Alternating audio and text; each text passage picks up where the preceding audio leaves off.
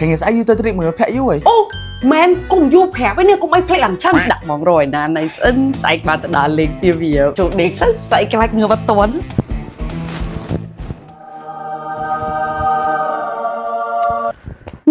tông địch mà đồng tí nè ập cào thế nó là ngật nè để chăm cái với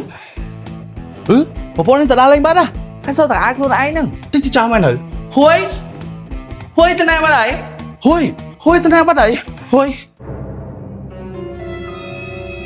Yes. Ui, thu thì chị ơi. Nơi tem một ngày rồi toan thong pin nâng mò. Anh nhớ ngày họ thuê bán ta bật hai môn tới chui băng tức băng phượng ấy tinh bán nè. cái mạch